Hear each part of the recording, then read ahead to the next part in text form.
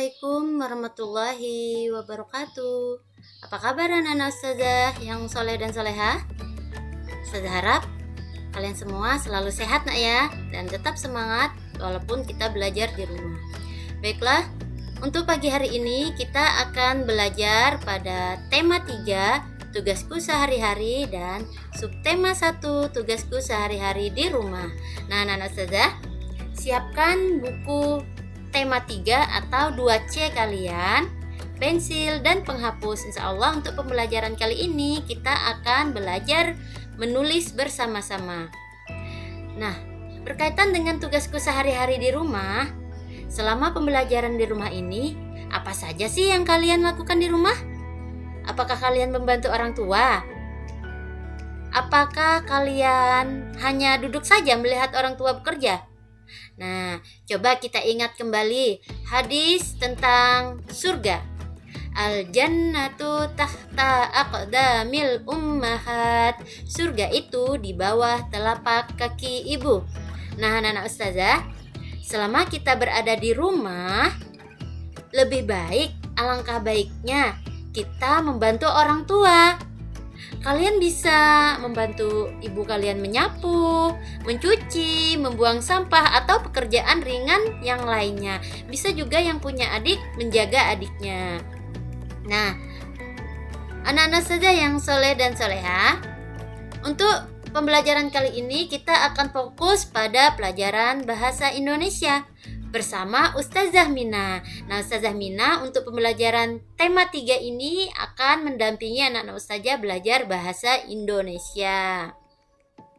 Sebelum kita masuk pembelajaran, marilah kita awali kegiatan kita ini biar Allah memberi berkahnya, biar kita mudah memahami pelajaran. Kita awali dengan mengucapkan basmalah. Bismillahirrahmanirrahim, dengan menyebut nama Allah yang Maha Pengasih lagi Maha Penyayang. Adapun kompetensi dasar atau KD kita pembelajaran bahasa Indonesia ini adalah 3.3, menentukan kosakata dan konsep tentang lingkungan geografis, kehidupan ekonomi, sosial dan budaya di lingkungan sekitar dalam bahasa Indonesia atau bahasa daerah melalui teks tulis, lisan, visual, dan atau eksplorasi lingkungan. 4.3, melaporkan penggunaan kosakata bahasa Indonesia yang tepat atau bahasa daerah hasil pengamatan tentang lingkungan geografis, kehidupan ekonomi, sosial, dan budaya di lingkungan sekitar dalam bentuk teks, tulis, lisan, dan visual. Adapun tujuan pembelajaran kita kali ini adalah kalian diharapkan mampu membaca denah pada gambar, dan diharapkan kalian juga mampu membuat kalimat tanya. Nah, anak ustazah yang soleh dan soleha, kita akan mengenal letak rumah. Kalian buka di buku 2C kalian pada halaman 4. Kita akan belajar bersama-sama tentang letak rumah. Yuk kita baca bersama-sama teks yang ada di buku kalian. Rumah Ino terletak di Jalan Mawar nomor 1. Coba kita lihat rumah Ino yang ada pada lingkaran ini. Dan rumah Ino terletak di Jalan Mawar 1. Rumah Ino ada di ujung jalan. Nah, rumah Ino ada di ujung jalan nak ya. Di samping kiri rumah Ino ada rumah Lira. Di samping kiri rumah Ino. Nah, perlu kalian ingat, jika pada denah menunjukkan keterangan kiri, maka pada kalian adalah kanan. Posisi kalian adalah kanan, tapi pada denah adalah kiri. Nah, berlawanan nak ya, antara posisi kita atau posisi kalian dan posisi pada denah. Jika pada denah menunjukkan kiri, maka posisi pada kalian adalah kanan. Selanjutnya, di belakang rumah Lira ada rumah Dudi. Coba kita lihat pada denah, ada rumah Dudi nak ya, di belakangnya rumah Lira. Selanjutnya, di depan rumah Ino ada Jalan Melati. Nah, di depan rumah Ino ada Jalan Melati. Ternyata di rumah Ino, karena rumah Ino berada di ujung jalan. Di rumah Ino ini ada 2 jalan, ada jalan Melati dan juga ada jalan Mawar. Coba kita cermati teks berikutnya. Di seberang kanan rumah Ino ada warung Bu Joko. Nah, di sebelah kanan rumah Ino berarti di sebelah kiri kita, Nak ya. Di sebelah kanan rumah Ino ada warung Bu Joko, berarti di bagian kiri kalian.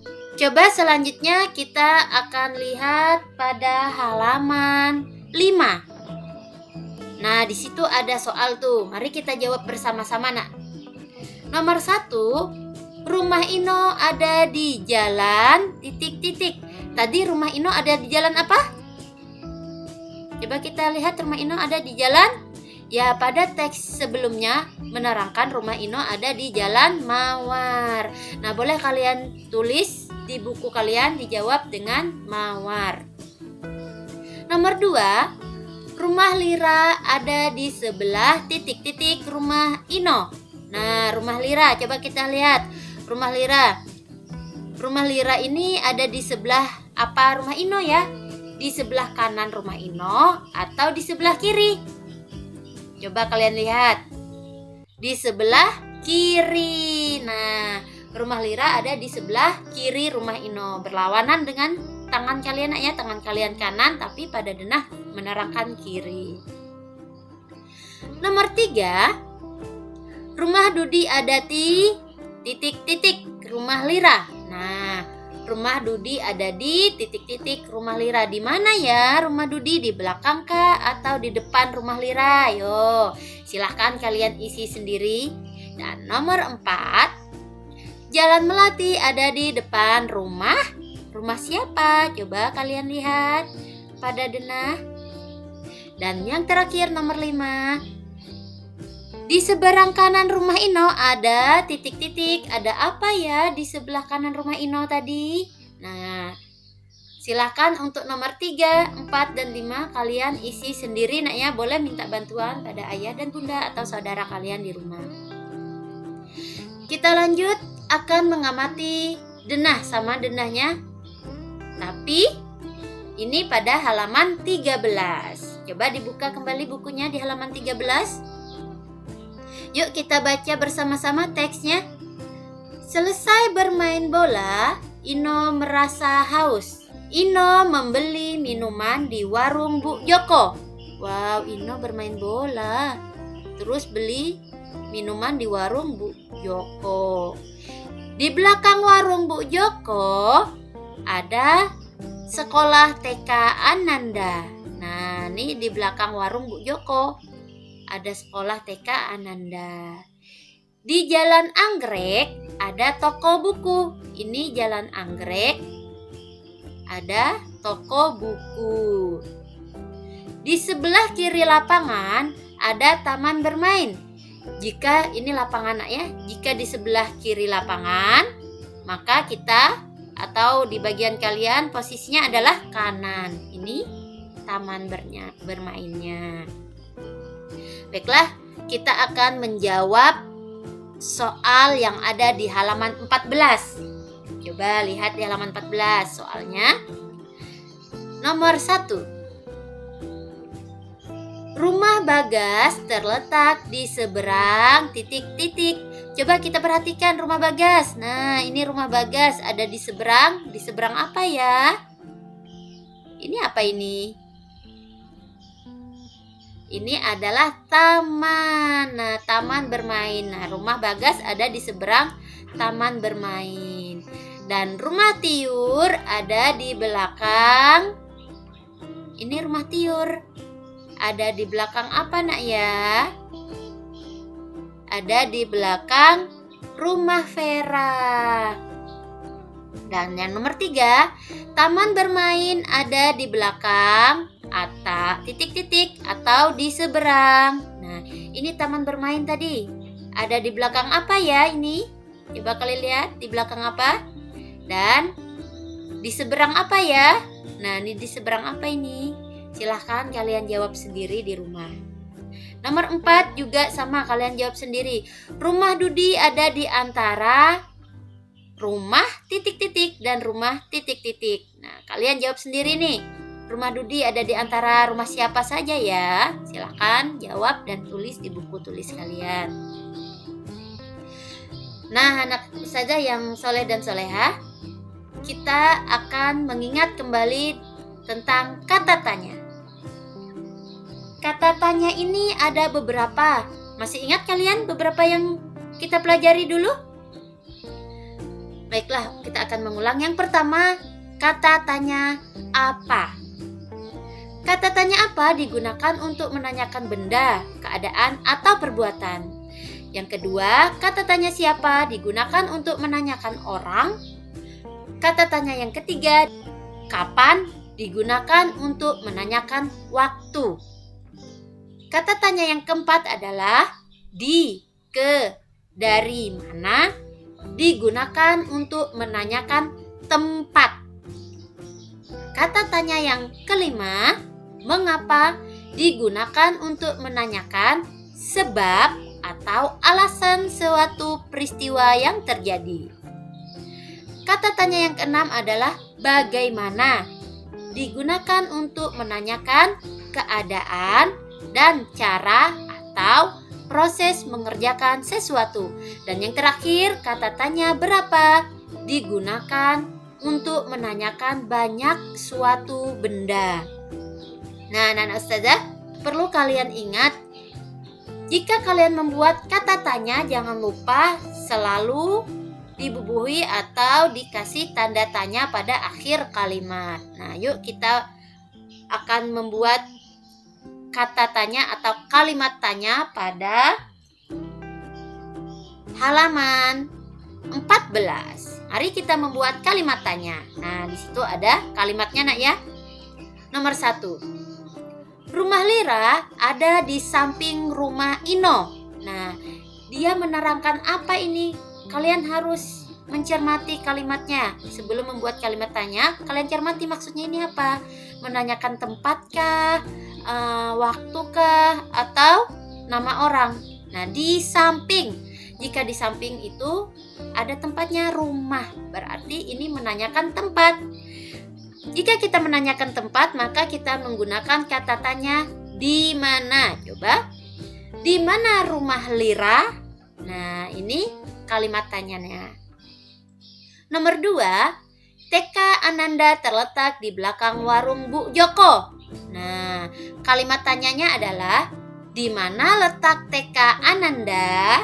Nah, ini kalimat tanyanya, nak ya, karena menerangkan tempat tadi nih di belakang warung Bu Joko. Nah, TK Ananda terletak di belakang warung Bu Joko. Nah, ini menanyakan tempat, maka kita membuat kalimat tanyanya dengan kata di mana.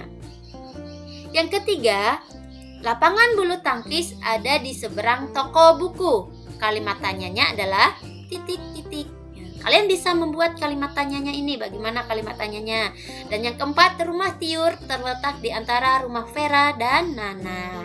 Bisa kalian buat untuk nomor 3 dan nomor 4. Buat kalimat tanya di rumah, nak ya. Diisi di buku 2C kalian. Anak-anak ustazah yang hebat, cukup sekian pembelajaran kita hari ini. Ustazah harap kalian mengerti apa yang ustazah sampaikan.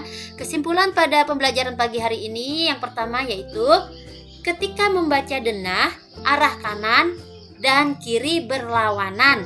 Maksudnya ketika kita membaca denah, di denah menunjukkan arah kanan tapi posisi kalian menunjukkan kiri. Nah, ini berlawanan, nak ya.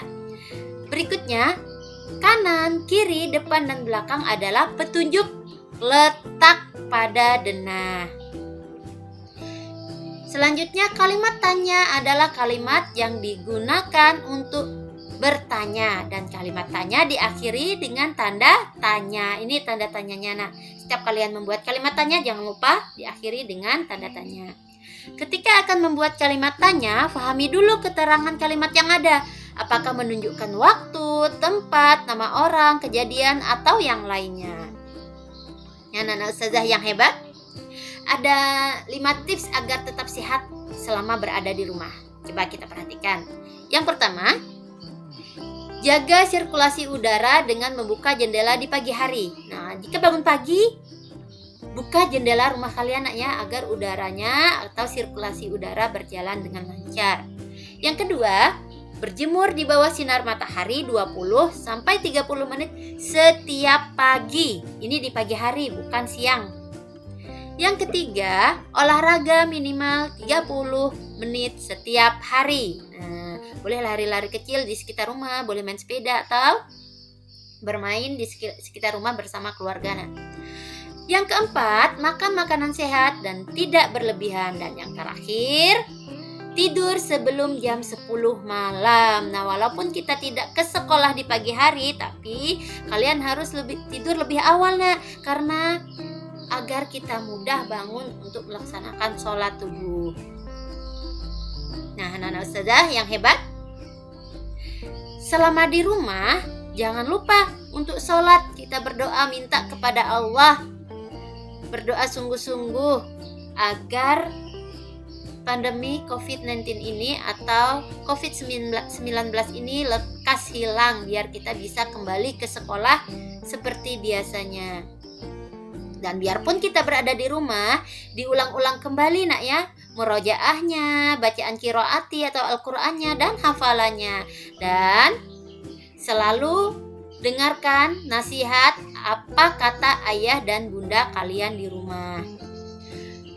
Marilah kita akhiri pembelajaran hari ini dengan mengucapkan hamdalah.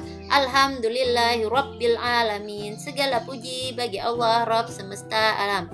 Ustazah mohon maaf apabila ada salah kata selama menemani pembelajaran hari ini. Ustazah akhiri dengan ucapan wassalamualaikum warahmatullahi wabarakatuh.